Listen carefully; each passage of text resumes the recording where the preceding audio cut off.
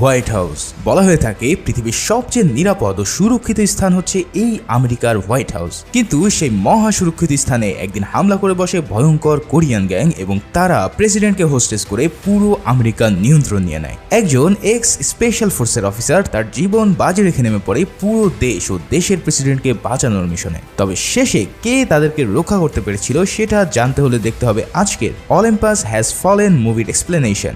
মুভিটা এতই জোশ যে আমি কতবার দেখেছি তার কোনো হিসেব নেই। তাই চলো আর প্যাচাল না বাড়িয়ে শুরু করে দেই এই অস্থির মুভির এক্সপ্লেনেশন। মুভির শুরুতে আমরা দুজন ব্যক্তিকে বক্সিং রিংয়ে ট্রেনিং করতে দেখতে পাই। এই ব্যক্তির নাম হলো মাইক বেনিন, যে কিনা এক্স স্পেশাল ফোর্স ও রেঞ্জার ব্যাটালিয়ন থেকে আসা একজন টাফেস্ট সোলজার।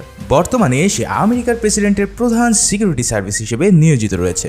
আর এখানে মাইক যার সাথে ট্রেনিং করছিল সে আর কেউই নয়, সে হলো ইউএসএ প্রেসিডেন্ট বেঞ্জামিন অ্যাশার। প্রেসিডেন্ট ও মাইক তাদের প্রফেশনাল লাইফের বাইরেও এক ভালো বন্ধুত্বপূর্ণ সম্পর্ক গড়ে নিয়েছিল। তাদের একে অপরের সাথে বোঝাপড়ার ছকটা ছিল বেশ স্ট্রং। সেদিন ছিল ক্রিসমাস আর প্রেসিডেন্ট তার স্ত্রী মার্গারেট অ্যাশারের সাথে এক অনুষ্ঠানে যাওয়ার জন্য রেডি হচ্ছিল। যথারীতি মাইক তাদের সিকিউরিটি প্রোটোকল দেওয়ার জন্য তাদের সাথেই ছিল। প্রেসিডেন্টের একমাত্র ছেলের নাম কনর, তার সাথেও মাইকের খুব ভালো সম্পর্ক। এদিকে অনুষ্ঠানে যাওয়ার সময় ফার্স্ট লেডি প্রেসিডেন্টকে তার দাদার ব্যবহার করা ঘড়িটি ক্রিসমাসের গিফট হিসেবে উপহার দিলে সে পুরোই সারপ্রাইজড হয়ে পড়ে। সেদিন বাইরের ওয়েদার ছিল বেশ খারাপ, চারিদিকে তুষার ঝড় শুরু হয়েছিল, ফলে তাদের যাবার পথে প্রেসিডেন্টের গাড়িবহর বেশ ঝামেলায় পড়ে যাচ্ছিল। একটি ব্রিজের কাছে আসার সাথে সাথে ঝোড়ো হাওয়ায় আচমকা গাছের ডাল ভেঙে সেই গাড়িবহরের সামনের গাড়িতে পড়ে। মুহূর্তে সেই গাড়িটি কন্ট্রোল হারিয়ে হিট করে প্রেসিডেন্টের গাড়িতে, ফলে প্রেসিডেন্টের গাড়ি রোড থেকে ছিটকে পড়ে ব্রিজ ও নদীর মাঝামাঝি ঝুলতে থাকে। মাইক দ্রুত গাড়ি থেকে নেমে তাদের উদ্ধারের কাজে নেমে পড়ে। তবে গাড়িটি এমনভাবে আটকে রয়েছে যে একটু এদিক সেদিক হলেই সবাইকে নিয়ে চলে যাবে 100 ফুট নিচের খাদে। মাইক প্রথমে প্রেসিডেন্টকে রেস্কিউ করতে চায়, কিন্তু প্রেসিডেন্ট বলে আগে আমার স্ত্রীকে সিকিউর করো। কিন্তু দেখা যায় ফার্স্ট লেডির সিট বেল্ট জ্যাম হয়ে পড়েছে, ফলে তাকে সিট থেকে কোনোভাবেই বের করা সম্ভব হচ্ছে না। সেই মুহূর্তে মাইক একটি ছুরি দিয়ে প্রথমে প্রেসিডেন্টের সিট বেল্ট কেটে তাকে উদ্ধার করে নেয়। তবে প্রেসিডেন্ট গাড়ি থেকে নামার সাথে সাথে সেই গাড়িটি ফার্স্ট লেডিকে নিয়ে নিচে পড়ে যায়। আর এখানেই প্রেসিডেন্টের চোখের সামনে তার স্ত্রীর করুণ মৃত্যু হয়।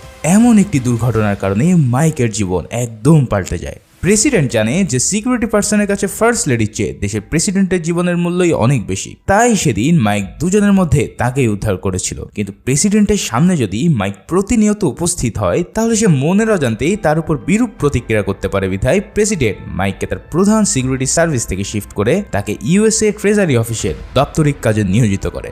এভাবেই 1.5 বছর কেটে যায় আর আমরা দেখতে পারি মাইক এখন মনের ইচ্ছার বিরুদ্ধেই অফিসিয়াল ডেস্কে বসে কাজ করছে। একদিন মাইকের সাথে দেখা করতে আসে সিক্রেট সার্ভিসের ডিরেক্টর জ্যাকবস।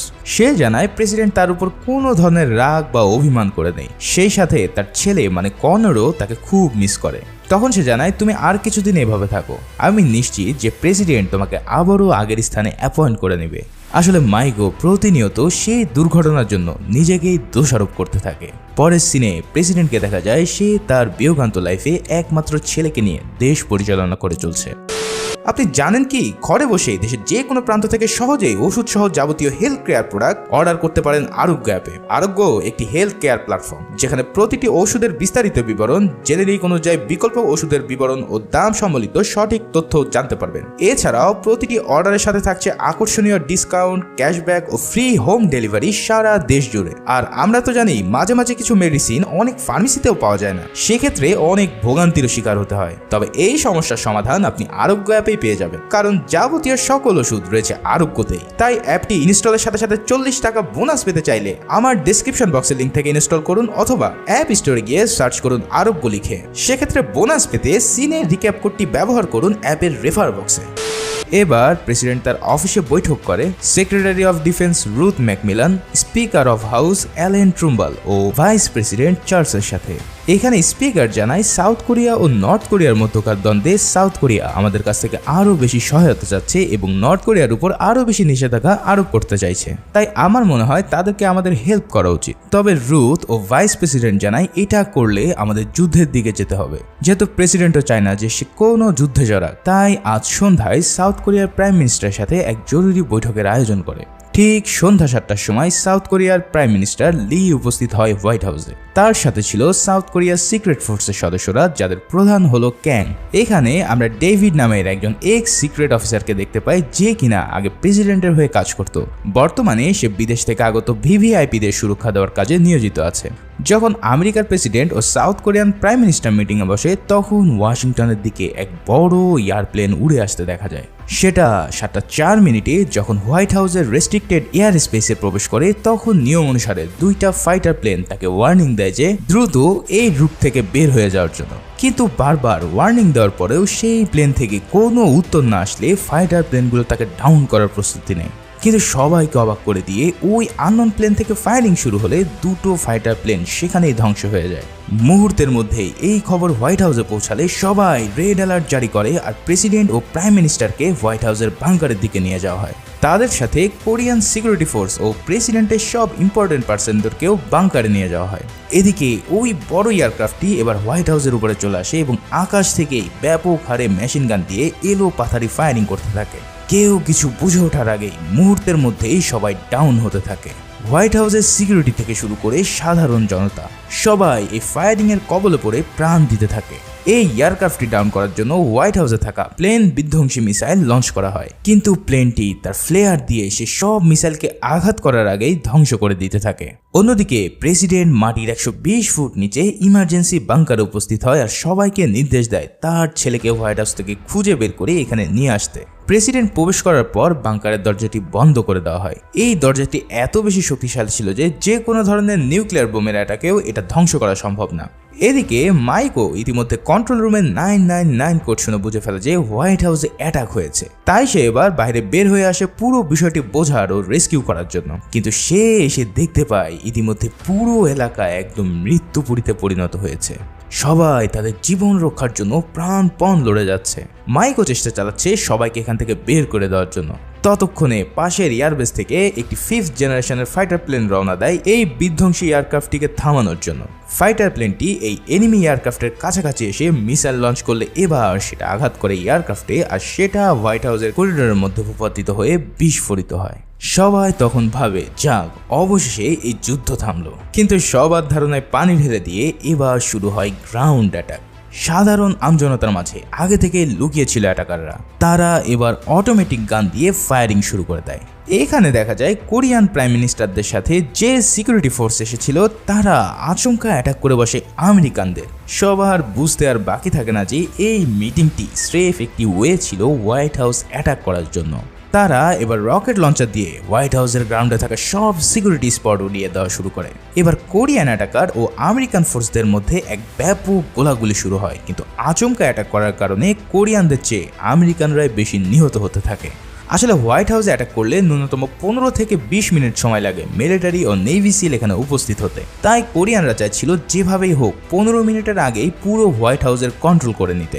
এই কারণে তারা এগ্রেসিভ মোডে ফাইট করে পুরো সিকিউরিটি টিমকে উড়িয়ে দিতে থাকে। অন্যদিকে এই নিউজ বাংকারে থাকা প্রেসিডেন্টের কাছে যাওয়ার সাথে সাথে সেখানে শুরু হয় আর এক কাহিনী। তাদের সাথে আসা কোরিয়ান সোলজাররা সেখানে থাকা সব আমেরিকান সিকিউরিটি পার্সনদের উপরে ফায়ারিং করে বসে। ফলে আমেরিকার প্রেসিডেন্ট একদম সিকিউরিটি লেস হয়ে পড়ে এবং তাকে কোরিয়ান সিকিউরিটি প্রধান ক্যাং হোস্টেস বানিয়ে ফেলে। তাদের সাথে থাকা একটি মেয়ে ওই বাংকারের কম্পিউটারের অ্যাক্সেস নিয়ে নেয় আর সবগুলোকে রাউটিং করতে থাকে, যাতে করে পুরো আমেরিকার সাইবার কন্ট্রোল তারা নিতে পারে। এখানে আমরা সেই সিকিউরিটি অফিসার ডেভিডকে জীবিত অবস্থায় দেখে বুঝতে পারি যে আসলে ডেভিডও বেইমানি করেছেন নিজের দেশের সাথে। এদিকে মাইক বুঝতে পেরেছে যে বড় ধরনের এবং মাস্টার প্ল্যানিং করে এই হামলা চালানো হচ্ছে। তাই সে নিজের কাছে থাকা রিভলভার নিয়ে ধীরে ধীরে হোয়াইট হাউসের দিকে প্রবেশ করতে থাকে। তবে ভিতরে ঢোকার আগে সে অনেক সিকিউরিটি অফিসারকে দেখতে পায় এবং তাদেরকে সাথে নিয়ে ফাইট করতে থাকে। ততক্ষণে সেখানে কয়েকটি বড় গাড়িতে M2 ব্রলিং মেশিন গান নিয়ে টেরোরিস্টরা উপস্থিত হয় আর শুরু করে হেভি মেশিন গানের ভয়ানক ফায়ারিং। মুহূর্তের মধ্যে সেখানে অবশিষ্ট যা সোলজার বেঁচে ছিল তারাও নিহত হয়ে পড়ে। এরপর একটি আরপিজি দিয়ে অ্যাটাক করে তাদের মূল ফটক ব্লাস্ট করে দিলে মাইক হোয়াইট হাউসের ভিতরে প্রবেশ করে একটি জায়গায় নিজেকে হাইড করে রাখে। ভিতরে তখনও কিছু এজেন্ট ফাইট করছিল, কিন্তু এত সোলজারদের কাছে তারা প্রতিহত হয়ে প্রাণ দিতে থাকে। সেখানে আহত অবস্থায় এক এজেন্ট তার কন্টাকে বলতে থাকে Olympus has fallen, Olympus has fallen. এখানে হোয়াইট হাউসের কোড নেম হলো অলিম্পাস, আর সেটাই এবার দখল করে নেয় কোরিয়ান টেররিস্টরা। টানা 20 মিনিটের মাথায় আমেরিকান আর্মি হোয়াইট হাউসের সীমানায় প্রবেশ করে, কিন্তু ততক্ষণে অনেক দেরি হয়ে গেছে। পুরো হোয়াইট হাউসের গ্রাউন্ড এবং সাইবার সিকিউরিটি এখন এনিমিদের দখলে। তারা সকল ধরনের সিকিউরিটি কোড পাল্টে আমেরিকান নিউক্লিয়ার পাওয়ার ও ব্যাংক সার্ভারের পুরো অ্যাক্সেস নিয়ে নেয়। এদিকে পেন্টাগনের প্যানিক রুমে ততক্ষণে আমেরিকার জেনারেল সহ সকল উচ্চপদস্থ লোক উপস্থিত হয় আর সকল সিকিউরিটি উদ্ধারের চেষ্টা চালাতে থাকে। এর কিছুক্ষণের মধ্যে সেখানে বাংকার থেকে একটি ভিডিও কল আসে, তবে সেখানে কোরিয়ার প্রাইম মিনিস্টারকে দেখা যায়। কিন্তু সে কোনো কিছু বলার আগে সবার সামনে তার মাথায় গুলি করে দিয়ে তাকে খতম করে দেয় ক্যাং। এটা দেখে সবাই একদম থ হয়ে পড়ে আর বুঝতে পারে এরা হচ্ছে নর্থ কোরিয়ার স্পাই ও টেররিস্ট। এবার ক্যাং বলতে থাকে যে আমার কিছু দাবি দেওয়া আছে, তবে তার আগে তুমি তোমার সকল সেনাবাহিনীকে স্ট্যান্ড বাই মানে কোনো ধরনের আক্রমণ করা থেকে বিরত রাখো, না হলে সবাইকে এখানে খতম করে দেওয়া হবে। এটা শুনে জেনারেল পুরো ইউনিটকে স্ট্যান্ড বাই করে দেয় আর প্ল্যানিং করতে থাকে কিভাবে কি করা যায়। অন্যদিকে প্রেসিডেন্টের সাথে যারা উপস্থিত ছিল সেখানে থাকা এক নারীকে সবার সামনে খুন করা হয়, আর এটা দেখে বাকি সবাই নিজেদেরকে স্যারেন্ডার করে দিয়ে তাদের হাতে বন্দী হতে রাজি হয়। এর পরের সিনে আমরা মাইককে দেখতে পাই হোয়াইট হাউসের মধ্যে। সে পড়ে থাকা কোরিয়ানদের ফেস মাস্ক খুলে বোঝার চেষ্টা করছে এরা কারা। এরপর সে একটি কন্ট্রোল রুমের দিকে যায় যেখান থেকে পুরো বিল্ডিং এর সিসিটিভি ক্যামেরা কন্ট্রোল করা যেত। মাইক ধীরে ধীরে সেই রুমের মধ্যে উপস্থিত হয় আর দেখে সেখানে একজন সব অপারেট করছে। তার কিছু বুঝে ওঠার আগেই মাইক তাকে খতম করে দেয় আর সে নিজের কাছে থাকা আইডি ও ফিঙ্গারপ্রিন্ট দিয়ে সিস্টেমের মধ্যে প্রবেশ করতে সক্ষম হয়। যেহেতু সে পূর্বে এই সিকিউরিটি ফোর্সে ছিল তাই এই সব কিছুর অ্যাক্সেস তার জানা ছিল। এবার সে পুরো বিল্ডিং এর সিসিটিভি ক্যামেরা অফ করে দেয় আর এটা দেখে বাংকারে থাকা ওই মেয়ে হ্যাকারটি পুরোই অবাক হয়ে যায়। সে বুঝতেই পারে না কই থেকে অ্যাক্সেস নিয়ে তাকে টেক ওভার করা হলো। এরপর আমরা পেন্টাগনের প্যানিক রুমের সিন দেখতে পাই। রাত 9টার সময় সেখানে স্পিকার অ্যালেন উপস্থিত হলে সিক্রেট সার্ভিস ডিরেক্টর জ্যাকবস তাকে জানায় ইতিমধ্যে প্রেসিডেন্ট ও ভাইস প্রেসিডেন্ট যেহেতু হোস্টেজ হয়ে রয়েছে তাই আমরা আপনাকে নিয়ম অনুসারে অ্যাক্টিং প্রেসিডেন্টের দায়িত্ব পালন করার জন্য অনুরোধ করছি। এটা শুনে স্পিকার বেশ ভড়কে যায়, তবে এখন তার কিছুই করার নেই। দেশ বাঁচাতে হলে এখন দরকার শক্ত ও সঠিক সিদ্ধান্ত নেওয়ার মতন একজন মানুষ। অন্যদিকে মাইক হোয়াইট হাউসের ওভাল অফিসে প্রবেশ করতে সক্ষম হয়। ওভাল অফিস হচ্ছে প্রেসিডেন্টের প্রধান চেম্বার। এখানে সে একটি লকার থেকে প্রথমে স্যাটেলাইট ফোন নিয়ে নেয় আর কল দেয় পেন্টাগনে।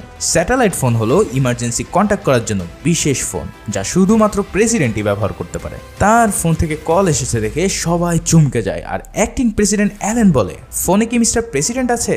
অপর প্রান্ত থেকে উত্তর আসে নেগেটিভ। তখন তার পরিচয় জানতে চাইলে সে তার ব্যাজ ও পরিচয় দিলে মাইক তার কোড বলে এবং এতে জ্যাকবস বুঝে যায় যে এটা হচ্ছে মাইক বেনিন। জ্যাকব তো পুরো টাস্কি খেয়ে যায় যে মাইক এখানে আসলো কি করে। তখন মাইক বিস্তারিত খুলে বলে আর প্রশ্ন করে প্রেসিডেন্ট কি এখন বাংকারে আছে? তখন জেনারেল লাইন হোল্ড করে দিয়ে বলে তাকে কি আমাদের বিশ্বাস করা উচিত হবে? তখন জ্যাকবস জানায় সে হচ্ছে আমাদের বেস্ট অফ দ্য বেস্ট একজন এজেন্ট, তার প্রেসিডেন্টকে রেস্কিউ করার মতন ক্ষমতা রয়েছে। আর যেহেতু ভিতরে আমাদের আর কোনো ইন্টেলিজেন্স নেই তাই মাইককে বিশ্বাস করা ছাড়া আমাদের হাতে কোনো উপায় নেই। এই কথা শুনে সবাই রাজি হয় আর অ্যাক্টিং প্রেসিডেন্ট জানায় প্রেসিডেন্ট বাংকারে রয়েছে, তবে তাদের দাবি দেওয়া কি সেটা এখনো পর্যন্ত জানতে পারিনি আমরা। মাইক জানায় এখানে সকল দরজা ও জানালায় C4 এক্সপ্লোসিভ সেট করা আছে, তাই যদি কেউ এখানে এন্ট্রি করে তাহলে তার দেহের কোনো অংশ খুঁজে পাওয়া যাবে না। এছাড়াও সে প্রেসিডেন্টের ছেলে কনরের খবর জানতে চাইলে জ্যাকব জানায় তাকে এখনো ট্রেস করা সম্ভব হয়নি। মাইক সব কথাবার্তার মধ্যেই প্রেসিডেন্টের পার্সোনাল ল্যাপটপ থেকে সকল ক্লাসিফাইড ডাটা ও ফাইল ডিলিট করতে থাকে যাতে কেউ এর মিসইউজ করতে না পারে। এরপর মাইক তার ফোন রেখে দিলে এবার প্যানিক রুমে কল দিয়ে বসে ক্যাং। সে প্রেসিডেন্টের মুক্তিপণ হিসেবে জাপানের সমুদ্র সীমায় যে 7th ফ্লিট রয়েছে সেটাকে উইথড্র করে নিতে বলে। এছাড়াও DMZ জোন থেকে 28,500 আমেরিকান সৈন্যদেরকেও তুলে নেওয়ার দাবি করে। এখানে তোমাদেরকে জানিয়ে রাখি এই 7 ফ্লিট হলো আমেরিকার 7ম বড় নৌবহর, যেটা প্রশান্ত মহাসাগরে অবস্থান করে পুরো সাউথ এশিয়াকে নিয়ন্ত্রণ বা প্রোটেকশন দিয়ে থাকে। এখন যদি তারা এই 7 ফ্লিটকে সরিয়ে আনে তাহলে জাপান, কোরিয়া ও বাকি মার্কিন নিয়ন্ত্রিত দেশগুলো তাদের হাতছাড়া হয়ে পড়বে। ফলে এমন দাবি কোনোভাবেই মেনে নেওয়া সম্ভব না। এই কথা ক্যাংকে জানিয়ে দিলে সে বলে দ্রুত স্টেপ নাও, আর না হলে সবাইকে কিছুক্ষণের মধ্যে আমি খতম করে দেব। এটা শুনে সবাই বেশ টেনশনে পড়ে যায় আর অ্যাক্টিং প্রেসিডেন্ট বলে প্রথমে আমাদের নিউক্লিয়ার সাইটগুলোকে বেশি সিকিউর করো, আর চীন, রাশিয়া, ইউকে ও ফ্রান্সের সাথে জরুরি কনফারেন্সের ব্যবস্থা করো। আমাদের সকলের সাহায্য প্রয়োজন এই বিপদ থেকে রক্ষা পাওয়ার জন্য। এদিকে বাংকারে ক্যাং জয়েন্ট সেক্রেটারির গলায় ছুরি ধরে তার কাছ থেকে একটি কোড চায়।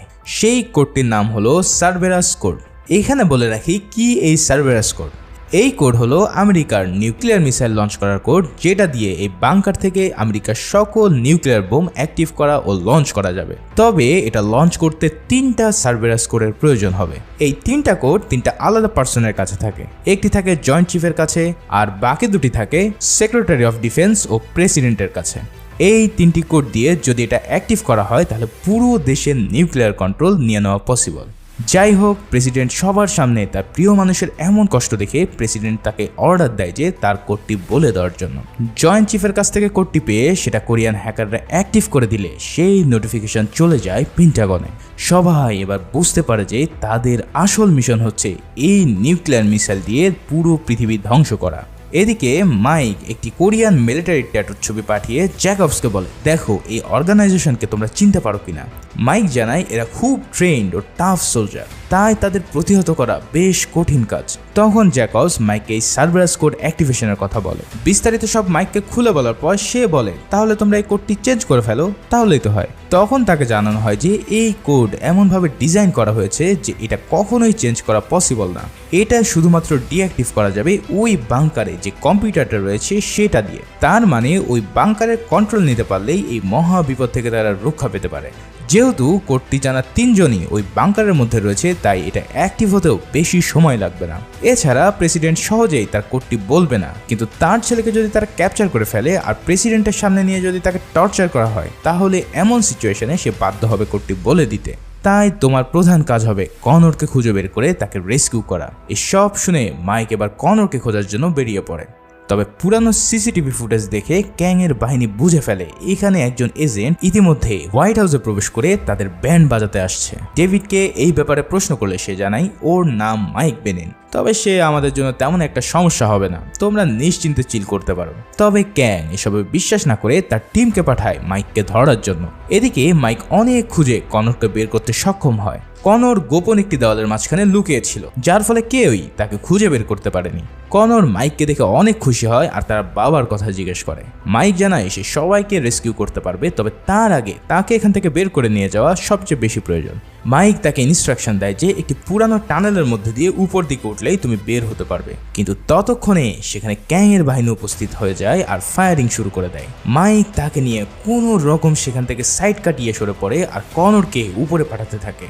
কনরকে রেস্কিউ করা হচ্ছে শুনে পেন্টাগন গ্রাউন্ডে থাকা আর্মিদের ওই টানেলের মাথায় পাঠিয়ে দেয় তাকে নিয়ে আসার জন্য। তবে সেখানে অনেক গার্ড থাকার কারণে বিল্ডিং এর উপর থেকে স্নাইপার তাদের উপর নজর রাখতে থাকে। একদম মোক্ষম সময়ে কনর উপরে উঠে আসলে রেঞ্জার বাহিনীও সন্তপনে সেখানে উপস্থিত হয় আর অবশেষে কনরকে উদ্ধার করতে তারা সক্ষম হয়। কনরকে জীবিত উদ্ধার করতে পেরে সবাই অনেক আনন্দিত হয়ে পড়ে। তবে এখনো আরো অনেক কিছু বাকি আছে এই যুদ্ধ শেষ করার জন্য। এদিকে মাইক দুজন সোলজারকে জীবিত ধরতে সক্ষম হয় আর তাদের প্রশ্ন করে, বল কারা তোদের বস। এই কথা শুনে তারা অনেক হাসাহাসি শুরু করে, এমন এক ভাব যে মাইক যেন তাদের সাথে মজা নিচ্ছে।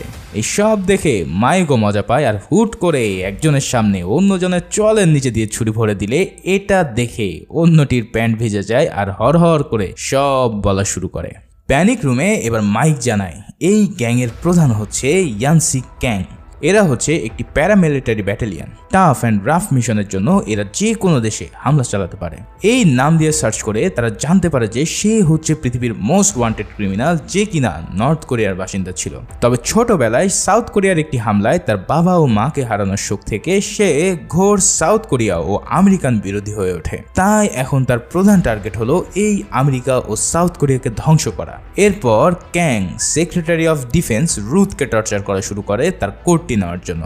রুথ মরে গেলেও তার কোড জানাবে না বলে জানিয়ে দিলে তার উপরে আরো বেশি নির্যাতন চলতে থাকে। এমন নির্মম অত্যাচার সহ্য করতে না পেরে প্রেসিডেন্ট তাকেও কোড বলার জন্য আদেশ দেয় আর রুথ বাধ্য হয়ে তাদের দ্বিতীয় কোডটি জানিয়ে দেয়। আর বাকি থাকলো প্রেসিডেন্টের কোড। তবে প্রেসিডেন্ট বলে আমি কোনোদিনও আমার কোড বলবো না।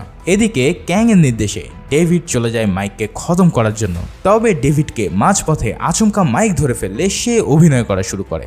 মাইক তো আর জানে না যে তার এই এক্স কলিগ ইতিমধ্যে ক্যাং এর দলের সাথে হাত মিলিয়েছে। তাই মাইক তাকে প্রশ্ন করে তুমি এখানে আসলে কিভাবে। ডেভিড তখন তাকে ভুং ভাং বোঝানো শুরু করে, কিন্তু কথার মাঝখানে সে বলে ফেলে যে এই ক্যাং এর বাহিনী খুব ডেঞ্জারাস। এই কথা শুনে মাইক বলে যে এই বাহিনীর প্রধানের নাম যে ক্যাং, এটা তুমি জানো কিভাবে। ব্যাস, মাইকও বুঝে ফেলে যে এই ডেভিড হচ্ছে তাদের হয়ে কাজ করছে। তাই মাইক তাকে ব্যাপক কেলানো কেলায় আর অবশেষে ডেভিড তার কাছে সব স্বীকার করে নেয়। ডেভিড তখন বলে আমি ভুল করে ফেলেছি, আমাকে হত্যা করে আমার পাপের শাস্তি দাও। তখন মাইক তাকে জানায় মরার আগে একটা ভালো কাজ করে যাও, তুমি ক্যাংকে কল দিয়ে জানাও তুমি আমাকে শেষ করে দিয়েছো। ডেভিড তার ফোন দিয়ে ক্যাংকে বলে আমি মাইককে মেরে ফেলেছি। আর এই কথা শেষ হলে মাইক তার মাথার মধ্যে ছুরি ঢুকিয়ে দিয়ে তাকে পরপারে পাঠিয়ে দেয়। যেহেতু সেকেন্ড কোডে এন্ট্রি হয়ে গেছে তাই তাদের হাতে একদম সময় নেই দেখে জেনারেল নেভি সিলদের দিয়ে একটি অ্যাটাক প্ল্যান করতে থাকে। তারা দেখতে পায় হোয়াইট হাউসের ছাদে তেমন কোনো ভালো ডিফেন্স নেই। তাই জেনারেল পাকনামা করে 6টা ব্ল্যাক হক হেলিকপ্টারকে পাঠায় অ্যাটাক করার জন্য। কিন্তু এটা দেখে ক্যাং এর বাহিনী এবার হোয়াইট হাউসে থাকা সবচেয়ে শক্তিশালী অস্ত্রের ব্যবহার শুরু করে, যার নাম হাইড্রা 6। এটা এমন এক ভয়ঙ্কর হেভি মেশিন গান যা দিয়ে যে কোনো ধরনের এয়ারক্রাফট মুহূর্তে গুড়িয়ে ফেলা সম্ভব। মাইক এই হাইড্রা 6কে দেখে ফেলে জেনারেলকে মিশন অ্যাবর্ট করতে বলে, কিন্তু জেনারেল তার কোনো কথা না শুনে অ্যাটাক করার নির্দেশ দেয়। ফলে ব্ল্যাক হকগুলো সেইখানে পৌঁছানোর সাথে সাথেই হাইড্রা 6 তার তাণ্ডব লীলা শুরু করে দেয়। একে একে হাইড্রা 6 তার পাওয়ারফুল শট দিয়ে 5টি হেলিকপ্টারকে ভূপাতিত করে ফেলতে সক্ষম হয়। একটা হেলিকপ্টার হোয়াইট হাউসের উপরে ভূপাতিত হলে পুরো হোয়াইট হাউসের লেফট সাইড ধ্বংস হয়ে যায়। অন্যদিকে মাইক এসব দেখতে পেয়ে একটি রকেট লঞ্চার নিয়ে সেটাকে ধ্বংস করে দেয়। তবে ব্লাস্টের কারণে মাইক নিচে পড়ে গিয়ে ব্যাপকভাবে আহত হয়। এমন হামলা করার কারণে ক্যাং রেগে গিয়ে এবার ভাইস প্রেসিডেন্টকে সবার সামনে হত্যা করে দেয় আর বলে 1 ঘন্টার মধ্যে আমার আগের দাবি দেওয়ার সাথে একটি হেলিকপ্টারও দিতে হবে এখান থেকে বের হয়ে যাওয়ার জন্য, তা না হলে এরপর প্রেসিডেন্টকে আমি সবার সামনে হত্যা করব। এমন পরিস্থিতি দেখে পুরো প্যানিক রুম এবার নিস্তব্ধ হয়ে পড়ে। তাদের হাতে আর কোনো উপায় না থাকায় স্পিকার এবার নির্দেশ দেয় যে সেই 7 ফ্লিট ও ট্রুপসদের উইথড্র করার জন্য। জেনারেল বাধ্য হয় তার আদেশ পালন করতে এবং এই নিউজ পুরো বিশ্বে ছড়িয়ে পড়লে ভারত, পাকিস্তান, রাশিয়া, চীনে হাই রেড অ্যালার্ট জারি করে এবং যুদ্ধের প্রস্তুতি নিতে থাকে। তাদের প্রেসিডেন্টকে বাঁচানোর সব আশা শেষ হয়ে গেলে ক্যাংয়ের দাবি অনুসারে একটি হেলিকপ্টার পাঠানো হয় হোয়াইট হাউসে। এদিকে ক্যাংকে দেখা যায় সবাইকে একটি ব্ল্যাক স্যুট পরিয়ে হোয়াইট হাউস থেকে বের করে নিতে। স্নাইপাররা ডিটেক্ট করতে থাকে যে এর মধ্যে কোনটা প্রেসিডেন্ট, কিন্তু মুখ দেখতে না পারায় তারা কেউ কোনো অ্যাকশনে যেতে পারে না। এরপর সবাই মিলে ওই হেলিকপ্টারে উঠে পড়ে। আর্মি অফিসাররা অ্যাকশনে যাওয়ার জন্য নির্দেশ চাইলে স্পিকার জানায় এটা অনেক রিস্কি হয়ে যাবে, তারা হয়তো এই মুহূর্তে প্রেসিডেন্টকে মেরে ফেলতে পারে, তাই তাদেরকে যেতে দাও। কিন্তু সবাইকে অবাক করে দিয়ে যখন হেলিকপ্টারটি উড়াল দেওয়া শুরু করে ঠিক তখনই আকাশে সেটা ব্লাস্ট হয় আর ভিতরে থাকা সবাই নিঃশেষ হয়ে যায়। তার মানে হলো সবার সাথে আমেরিকান প্রেসিডেন্টও প্রাণ হারায় এই আত্মঘাতী হামলায়। তবে এটা দেখে মাইকের কিছুতেই বিশ্বাস হয় না, কারণ ক্যাং এভাবে নিজেকে শেষ করে দেওয়ার পাবলিক না। নিশ্চয়ই এখানে কোনো ঘাপলা আছে বিধায় সে বাংকারের দিকে যাওয়া শুরু করে। সেখানে দেখা যায় আসলেই ক্যাং ও প্রেসিডেন্ট এখনো জীবিত আছে। এই ব্লাস্টিং নাটক ক্যাংই সাজিয়েছিল সবার চোখে ধুলো দেওয়ার জন্য। এবার তৃতীয় সার্ভারেস কোডটি ইনপুট করার পালা। তবে সবাইকে অবাক করে দিয়ে দেখা যায় সারা দিন ধরে এই কোডটি হ্যাকার নিজেই ডিকোড করে নিয়েছে, কারণ তারা জানতো প্রেসিডেন্টের কাছ থেকে কোনো দিন এই কোড পাওয়া সম্ভব নয়। কোডটি অ্যাক্টিভ হয়ে গেলে এবার শুরু হয়ে যায় আমেরিকায় থাকা সব নিউক্লিয়ার ওয়ারহেডগুলো অ্যাক্টিভ হওয়া। এটা দেখে পেন্টাগন বুঝে ফেলে সব শেষ। তবে ভয়ঙ্কর ব্যাপার হলো এগুলো কোনো দেশের দিকে টার্গেট করা হয়নি, বরং এই সবগুলোকে সেলফ ডিপ্লয় করা হয়েছে। তার মানে এগুলো 4 মিনিটের মধ্যে আপনা আপনি ব্লাস্ট হয়ে পুরো আমেরিকাকে ধ্বংস করে দেবে। এসব দেখে পুরো দেশ একদম ভেঙে পড়ে। আর এদিকে ক্যাং প্রেসিডেন্টকে নিয়ে বের হয়ে যাওয়ার পথে মাইক তাদের উপরে হামলা চালায়। মাইকের অতর্কিত হামলায় ক্যাংয়ের সদস্যরা মরতে থাকে। তবে ক্যাং ছিল হাইলি ট্রেন্ড টাফ একজন পার্সন। তার ছোড়া গুলি গিয়ে লাগে প্রেসিডেন্টের পেটে আর এর ফলে সে মারাত্মক আহত হয়। এবার শুরু হয় মাইক আর ক্যাং এর মধ্যে হাড্ডাহাড্ডি লড়াই। তবে অনেক চেষ্টার পর অবশেষে মাইক ক্যাং এর মাথায় ছুরি ঢুকিয়ে তাকে মেরে ফেলতে সক্ষম হয়। এদিকে আর মাত্র 1.5 মিনিট বাকি আছে সার্বেরাস কোড অ্যাক্টিভ হয়ে যাওয়ার। যে করেই হোক এই সময়ের মধ্যে এটাকে ডিঅ্যাক্টিভ করতে হবে। মাইক ওই কন্ট্রোল রুমে গিয়ে পেন্টাগনের সাথে যোগাযোগ করে জানায়, আমি প্রেসিডেন্টকে জীবিত উদ্ধার করেছি, এখন বলো কিভাবে এটা ডিঅ্যাক্টিভ করা যাবে। এটা শুনে সবাই তড়িঘড়ি করে একটি ডিঅ্যাক্টিভেশন কোড মাইককে বলতে থাকে। ঠিক 3 সেকেন্ডের মাথায় সম্পূর্ণ কোডটি ইনপুট হয়ে গেলে এই সার্বেরাস কোডটি ডিঅ্যাক্টিভ হয় আর মাইক তার মিশন কমপ্লিট করতে পারে। এরপর মাইক প্রেসিডেন্টকে নিয়ে হোয়াইট হাউস ছেড়ে বের হলে প্রেসিডেন্টের ছেলে তার বাবাকে দেখে জড়িয়ে কাঁদতে থাকে। এমন একটি জীবন বাঁচানোর মিশন শেষ হওয়ার সাথে সাথে মুভিটিও এখানে শেষ হয়। ভিডিওটি ভালো লেগে থাকলে একটি লাইক ও কমেন্টস করে জানিও। সবাই ভালো থেকো, সুস্থ থেকো, ধন্যবাদ।